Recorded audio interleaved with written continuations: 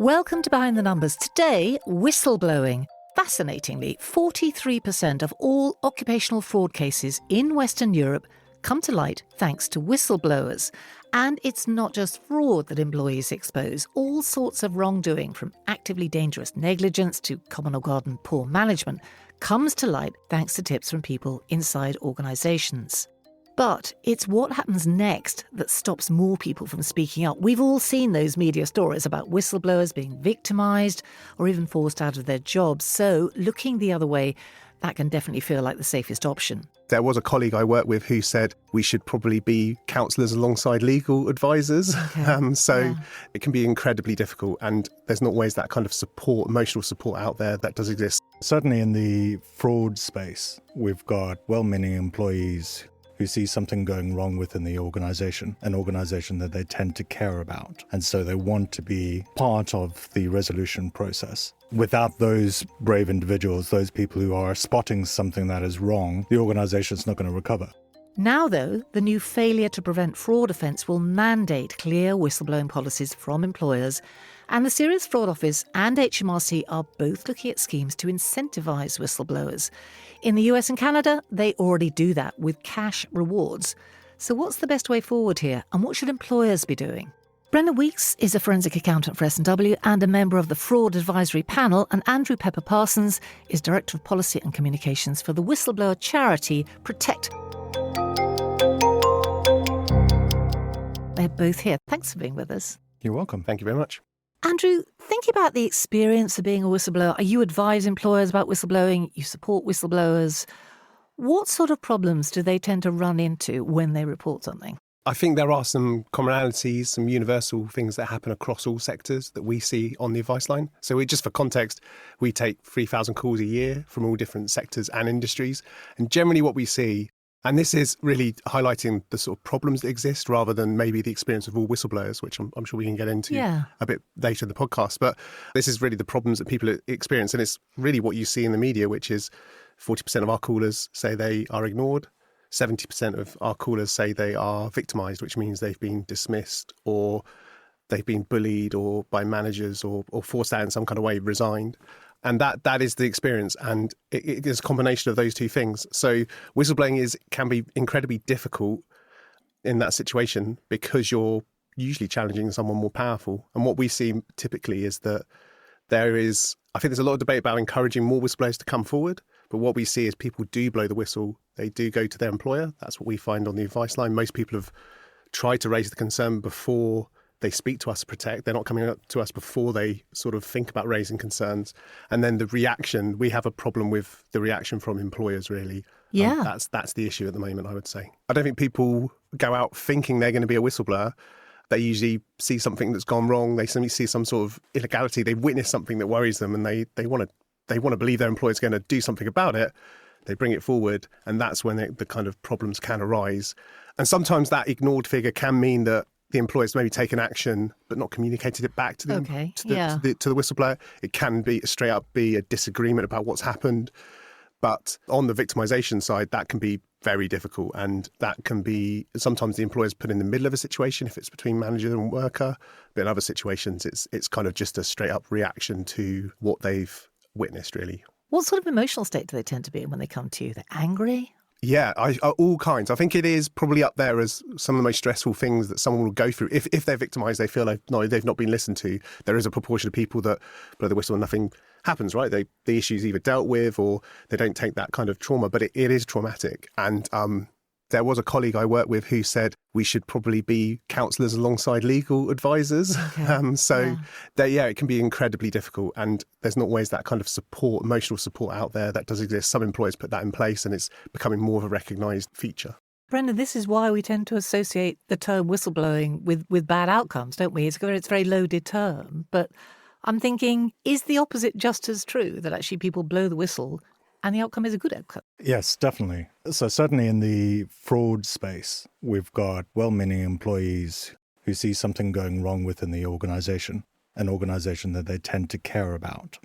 And so they want to be part of the resolution process. Without those brave individuals, those people who are spotting something that is wrong, the organization's not going to recover or is going to have a huge loss. There's countless examples that I've had in my career where the impacts on the morale of a business from fraud has been significant. It's been more costly to the organization than the financial amount that's been lost. Yeah, not something that's much discussed, that. I wonder who most of these people are. Do they tend to be senior people or junior people? Is there any sort of norm? It's a very good question, and it kind of casts my mind to the big collapses of recent years, the Carillions, the Patisserie, and all of this is in a hypothetical scenario. Patisserie Valerie, yeah. Patisserie Valerie, Wirecard. Where were the people who were aware of the actions that senior management were taking, or alleged to have taken in some instances? Generally, most staff are good people. There's an old saying that one of my former mentors used to say that one of the best ways to combat fraud is to mobilize the honest majority. Which People feel a sense of ownership about the organisation they work for, presumably. Correct. Especially in the charity space, these people give up their time for lower wages than they could receive in the private sector. They care about the cause in most cases and get really passionate about how dare this person take advantage of us. But even in the corporate world, I've worked for some big organizations where it's very much focused on we're a part of Company X. We live and breathe Company X's culture. We want to see us succeed. And so there's this sort of incentive to be the company. And whether that's cult-like or not is another question. But it's a lot of people that I come across, the honest majority, rarely care about the organisation. They want to defend it. Yes. Yeah. Does that chime with your experience, Andrew? No, yeah, absolutely. I don't think there are many people that go into a workplace and kind of assume that their employer isn't going to deal with whatever issue that they come across, whatever thing they might witness. I do think that does exist, and that's why we have regulators, why we have the ability in the sort of whistleblowing protection to reach out to regulators, because that sometimes is the case, as we have these sort of corrupt employers. But that's not the majority. So most organisations go down a wrong path, or there is, something has gone wrong that needs to be sort of rectified. But going back to the sort of point about Carillion is really interesting, because that was a situation where the culture really probably did stop people from raising concerns, because the fact is people didn't come forward, and it was only after media reports and select committee reports looked into it, they realised there were staff that were concerned about what was going on, were too afraid to come forward. And so that is part of this kind of push, I think, to kind of expect more from employers, and we have a much better understanding of what employers should have in place. I mean, right now, do most employers at least have some sort of policy, even if it's not really fit for purpose? Yes, and that's the easy bit, because, having a policy is the sort of default, I think. And there are too many organisations that don't have that in place. But it's what sits around that policy that's really important. And culture is such a nebulous term, but it is actually, when you come down to it, it's about how well the managers are trained. What are the attitudes of the senior managers, that type of thing. How comfortable are the organisations about external disclosures, for instance? Those are the kind of touch points that I think kind of create a better culture, which can mean that flow of information from staff is going to come.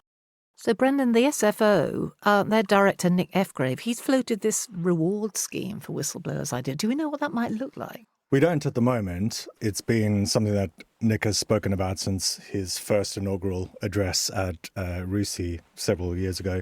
It's very aspirational. He's got RUSI doing some research around it. I suspect it might mirror what's in the US and Canada at the moment.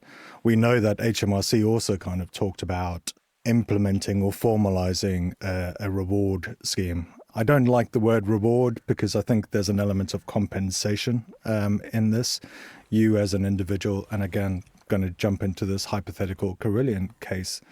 If you're an accountant in Carillion, you notify the powers that be of the issues behind that. It's going to be very challenging for you to find work again. You will be tarred with your connection with them, even if you are seen to be doing the right thing. There are whistleblowers that I have met, not as many as Andrew, but people who have had to reset their life, reset their career aspirations, because they've done the right thing. Yeah. That comes with quite a high cost. And the fact we're talking about cash rewards, whatever the term we want to use is, it's a tacit admission that the outcomes are generally, well, not uncommonly, going to be bad. Yes. Which is a problem in itself, isn't it? Because money is not necessarily going to compensate you in every way for lack of career progression or whatever it might be, or actually not being able to work in the sector again. Correct. I just want to step in just to say, because I maybe take a different view to Brendan just on the compensation point, because I don't actually see the reward scheme as compensation, because I think it's quite a different system. We have a compensation scheme in the UK. It's much maligned, but the Public Interest Disclosure Act, it is part of the employment law. It covers all sectors and industries, and it doesn't have a cap on damages, which is very unusual employment law. And that's through a tribunal route. That's through a tribunal, yeah. And I could give you an example, like a nurse, an NHS nurse has received over £1 million because they've lost her career. So I think the reward scheme, to my mind, is very much beneficial to the regulator, because it's probably a very effective way of getting as much information as they can through their kind of systems. I don't know if it's always going to be for the benefit of the whistleblower, which sounds odd because it's going to be a massive amount of money that's been awarded. But if you look to Canada and America, very few people actually get access to that kind of money. You have to come forward with unique kind of information that leads to enforcement.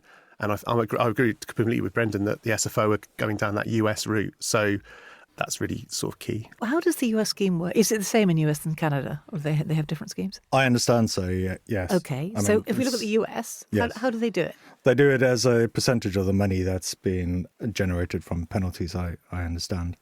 And that could be up to 15 to 30%. I suppose the reality is it really depends on how much you're contributing to the case. That's not necessarily easy to quantify, is it? Correct. So you can imagine a scenario where you as an individual think that you have good intelligence, provide that intelligence, and the SFO will turn around and say potentially, that's not enough. We kind of knew that already. Someone else has already told us that. Correct. And then you're in a situation where you're tarred with the wrongdoing and you've lost your career. I mean, within the accounting space, I don't want to say I wake up at 3:00 in the morning with night sweats from nightmares thinking about all the potential things that we could do wrong. But I know that if there is some allegations of misconduct to a regulated accountant, that's career ending. You're not going to come back from that from a career perspective. So anonymity, do these schemes try to offer anonymity to whistleblowers, or is that just not a possibility? That's my understanding, yeah. I think that can be an option. I think you need to have a lawyer involved, but I think there's a key consideration for the SFO system is how they kind of incorporate that into the system, especially if it goes to court, because I think in the US there's a high proportion of kind of settlements between the organisations. So I think that this is maybe wandering away a little bit from whistleblowing. It's kind of how the scheme kind of works overall. But that, I think, so to put it back to whistleblowing, is the key way, in my experience, that regulators, so I use regulators very broadly, kind of, that's how they protect whistleblowers. They don't have an employment relationship. So what I mean is, like, an employer can protect a whistleblower by taking action against people who are victimising them, right? So there's kind of a different relationship with regulators, because the regulators can't always step in and do that kind of action. So their protection is really the ability to shield them and protect their identity.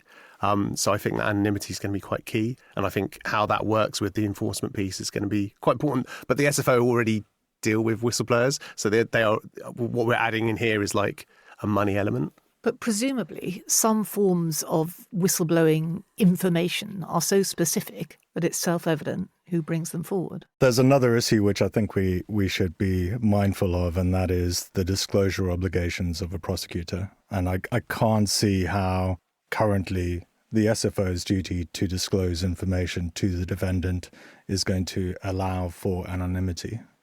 There is that sort of broad concept as well, which is the right to face your accuser. I don't know if that's enshrined in UK law, not a lawyer, but there is that sort of broad principle. You want to see what the prosecution, the accusers are saying. And whilst it'd be great to have that anonymity, we have to be fair to the defence as well. Yes, get in the way of the process. I mean, so I think what this conversation is telling us is it's vexed, isn't it? But we think we will see a system here from the SFO? Yeah, that's certainly it's going to happen. Do we have any sort of sense of a time frame? My understanding is that I think the SFO, as Brendan says, they're trying to set up a pilot scheme, and it's part of the review that the Home Office is doing into fraud. And HMRC have already announced it, that they're going to bring in a scheme for tax evasion. So I think it's it's here, I think. And the sort of my conversations with politicians as well, they feel like the Treasury are keen to kind of have these things in place where it's appropriate. And now, of course, we've got this new failure to prevent fraud offence for employers, Brandon. So that's directly going to force this issue, isn't it? Yes. So just to summarise, the failure to prevent fraud holds large corporates accountable for the actions of their associated persons. Associated persons being employees, agents, subsidiaries, and those people who act on behalf of the organisation. Supply chain? Including supply chain. And the organisation will have a defence, and that is that they have reasonable procedures in place to prevent that fraud. So the example would be you've got a salesman on a golf course lying to secure a sale. What controls and procedures did the company have or the organisation have to prevent that misrepresentation or to remedy that misrepresentation? Part of the defences, the controls and procedures that you would expect to see include top-level commitments. So culture is a huge thing, whereas you've previously mentioned Carillion had a very toxic culture, aggressive culture, which didn't allow for speak up. You would expect a company with reasonable procedures in place to have an open culture, one that pushes honesty and integrity as part of its core values. And that directly includes whistleblowing. And that includes whistleblowing, yeah. So there's a communication element of the controls and procedures, and that's got to be the organisation telling its associated persons, if you see something, and I hate to steal this phrase from TfL, see something, say something, sort it, right? Okay. It's very much that sort of mantra. So they're going to need evidence of this, presumably, in order to make that defence if it came to it. They're going to need evidence of policies and evidence that they've actually taken reasonable steps. Absolutely. It starts with a risk assessment first, and this isn't an actor podcast. It's very much on the whistleblowing side, but I would expect a reasonable company to have identified its risks, put in place controls and procedures to prevent those risks from occurring or minimize the impact of those risks. And part of those procedures would be, we've received a whistleblowing report. This is how we've taken action to deal with that issue. So, Andrew, do you think that's going to motivate companies to think about this harder? I think this is the missing piece for us at Protect, in the sense that we've spoken for a long time about how the current way that whistleblowing protection works, or the laws that exist around whistleblowing, is based on the whistleblower and their kind of victimisation and or where they lose their job, which is really important. But there's very little about what the employer should have in place outside of sort of particular actions from regulators like the Financial Conduct Authority. So as Brendan's really eloquently laid out, that is what good organisations have in place at the moment. So I think setting that standard in legal terms and expecting more from larger employers in this case is really, I think, really key. And it follows what existing best practice looks like, both from a British standpoint and internationally. So that's really encouraging. And accountants, of course, already have an obligation to report wrongdoing. That's correct. And it's one of the parts of our ethical responsibilities that we tend to forget. It's non-compliance with laws and regulations, or affectionately called NOCLA. And it's not only ICAEW who have this as part of their code of conduct, it's also the International Ethics Standards Board for Accountants, and that includes the ACCA, CIMA, and various other organizations globally. But effectively, the objectives of NOCLA are to get the accountant to comply with the principles of integrity and professional behavior, alert management where appropriate so they can deal with the consequences of the non-compliance, deter further non-compliance, and to take further action as appropriate in the public interest. So NOCLA really focuses on the types of misconduct which could impact the financial statements or otherwise significantly impact a business. That includes fraud and financial crime. That brings me to a question, because I was looking at the global report from last year's from the Association of Certified Fraud Examiners, and I pulled out a figure there that I must say did surprise me. That was 3% of organised fraud is exposed by external audit in Western Europe. So not a big number, I think we can all agree. And 4% is exposed by accidents, which rather suggests more needs to be done, does it? I suppose there's two two aspects to look at this. Fraud is not as endemic as the practitioners think it is, or auditors are not doing sufficient work to detect fraud. Does their training equip them to do that? I don't think so. This is where I get slightly controversial. I'm a massive proponent of doing more in relation to the audit standard for specifically related to the detection of fraud in financial statements. That kind of focuses on material fraud only. So fraud that's going to impact the financial statements in a significant way. That's not Joe Bloggs taking money out of petty cash. It's more likely to be senior management doing something a la Carillion, other Patisserie Valerie. So organizations can still fall afoul of the failure to prevent fraud as set out in the Economic Crime and Corporate Transparency Act. And there are other corporate offences as well, which the organization could fall afoul of. There's some very specific nuances with money laundering. If there is a misrepresentation in the supply chain and management are aware or should have known, then you've got a money laundering situation and you've got a company that's taking in laundered funds and then arguably converting those laundered funds. From an audit perspective, how are they supposed to know all of this? Is there enough skepticism in the work that they're doing, knowledge in the work that they're doing, resources available to them to raise these things so they can be alive to these sort of activities as misconduct during the course of their audit? It may be that we've got, as I said pre-podcast, auditors finding that a payment isn't supported by documentation and then assuming that's an error rather than actually it's the financial controller who is creating payments to look like it's going to a legitimate supplier, but is actually using those payments to personally enrich themselves. Ethics underpins all this, doesn't it? And the ACA, the new ACA, very much focuses on ethics. There's now a direct exam in the new ACA for accountants. So that sense of an ethical training driving better behaviour here, Andrew, setting aside the question of just accountants, just generally, that must underpin it all. Yeah, I think training is really key in two aspects. I think typically what we see, we work with organisations, we offer training and professional services. We're unique as a charity in the sense that's how we fund ourselves. So we have some experience working with organisations. I would say that typically the training that's offered is to managers, those that are designated contacts, whistleblowing champions at quite a senior level, the whistleblowing teams that kind of run the day-to-day operations and sort of maybe line managers. What we see less of is staff, speaking to staff, training staff on how to raise concerns.